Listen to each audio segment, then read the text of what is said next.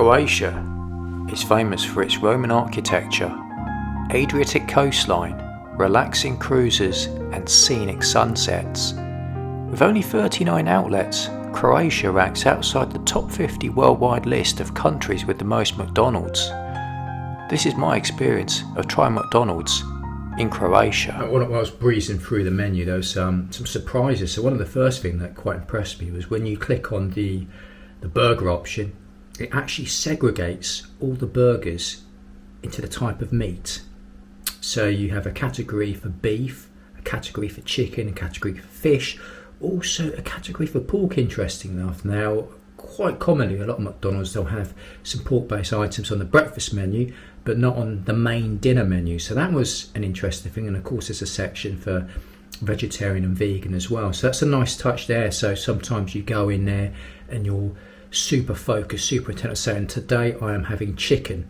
Well, you don't need to faff about going through all the options. You can go and select the chicken option from the start, and straight away you've got all the chicken options to hand. So that saves you a lot of time if you're a bit clumsy going through the menu.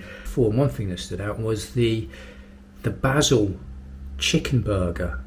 When you say Basil in England, a lot of people immediately think Fawlty Towers, because the main character in that famous sitcom was called Basil Fawlty, but this has got nothing to do with Fawlty Towers. In fact, it's to do with the herb basil. So they've actually put some basil in with the chicken. Italy borders, or is very close to Croatia, so no surprise that it's influenced maybe the menu at McDonald's here. So it's a premium one, you can tell from the packaging there.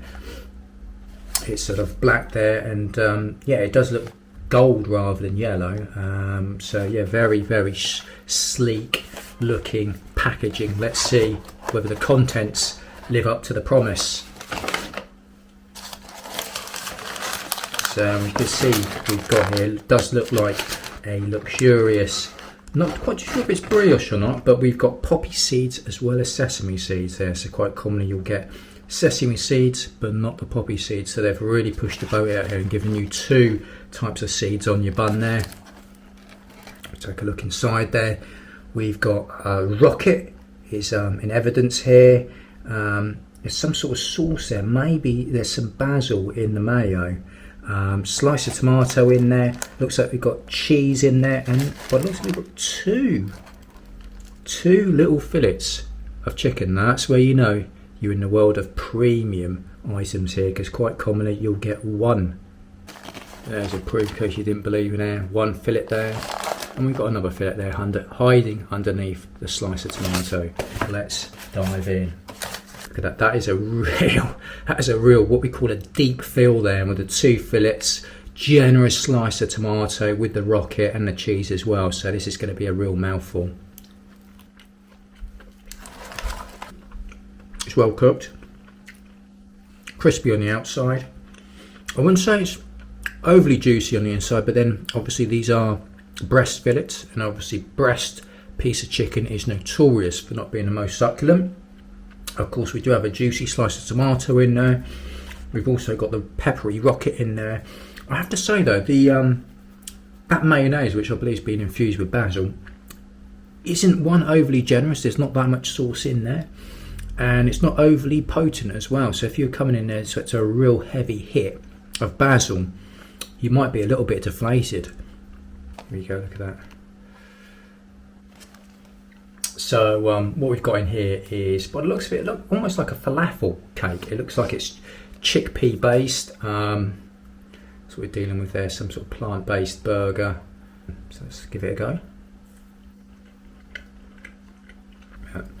Yeah, no, it's not chickpea or falafel at all. And I have to say that this little chunk of meat substitute is actually pretty convincing. It's sort of it's like a smoky chicken burger. If you've ever had a chicken burger which has been smoked, maybe sort of cooked on the barbecue, it's almost that. The texture is very, very convincing. I reckon if you gave this to maybe 100 meat eaters and you didn't tell them beforehand that this was vegan, I reckon you'd be able to fool a fair number of them, because it is very, very convincing, both in appearance, texture and taste. So pleasantly surprised. So most of the ingredients are to be as expected. standard plain tortilla wrap there, lettuce, rocket, tomato in there, and maybe some form of sort of salsa in there as well. So that's something a little bit different there. The addition of rocket. Quite commonly you do see tomato or lettuce in these form of items. But the addition of rocket sort of adds almost like a peppery vibe to it, which is pretty pleasant and quite welcome. I didn't think I'd be coming to this conclusion, but I probably have to say that out of the two burgers, or the two savoury items I should say, I'm probably more impressed with the vegan wrap. Something that could be music to some people's ears is it's one of these, I guess, upper end McDonald's that has a in-store McCafe. It's just almost like a sort of coffee and cake bar, if you will. Wide selection of coffee options there, and a wide selection of cakes that you can have with your coffee. Of course, you don't have to have the coffee, you can just order the cake. Tiramisu was there, a classic flan option was there, profiteroles. There was some very sumptuous looking profiteroles available. Muesli and yogurt. I mean, what's wrong with a bit of muesli and yogurt? And also, it looks like, I don't know whether it's a mille-feuille, which would be 2 layers of puff pastry with cream cheese in between, sort of creme pat, and then on the top of it, it's got, by the looks of it, strawberries. So really, also a flapjack as well, I can see as an option. So quite expansive. If you've got a sweet tooth there, you've got plenty to be getting on with, and this is all in addition to your standard dessert options. So if you look at the standard menu, you've got a range of McFlurries, you've got I think ice cream was on there as well, you've got a classic apple pie, but you've also got other options as well. Pies obviously are very popular in England, actually very popular worldwide. So you've got your classic apple pie, you've got an option for a cool apple pie. Now I'm not too sure whether the apple pie itself is cold or whether it's just because it's served with ice cream, not too sure on that.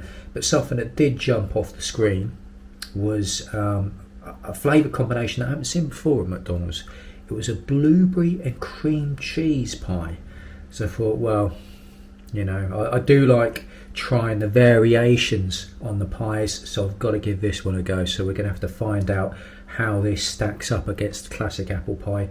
Is it a worthy alternative, or does it fall short of the mark? Let's find out. Blueberry and cream cheese. Interesting sort of choice of colour of packaging. So I think the apple pie is normally green. Makes sense, apples generally are green. But this is sort of like a red, almost brown colour.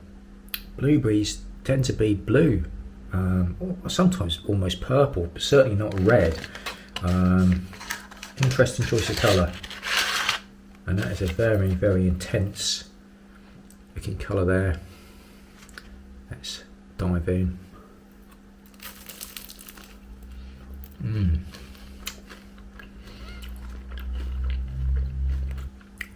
I think that's a winner.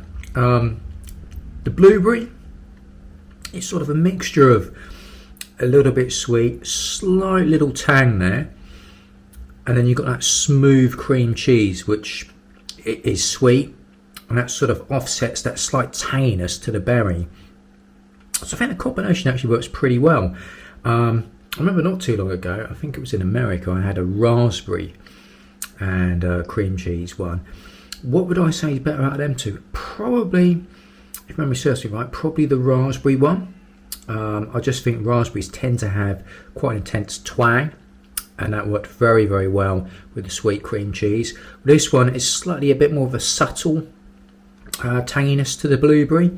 I don't think the blueberry flavour is as intense as it could be, but nevertheless it's still very nice, and I don't regret having it. In terms of the pecking order, is it as good as a classic apple pie? Personally, probably not quite up to the apple pie standards, but let's be honest, it's very difficult to, level the classic apple pie. But nevertheless, this is still very tasty. And like I said, the cream cheese complements the fruit element very well. So if you've got a sweet tooth and you want to try something a bit different, you could do worse than having one of these.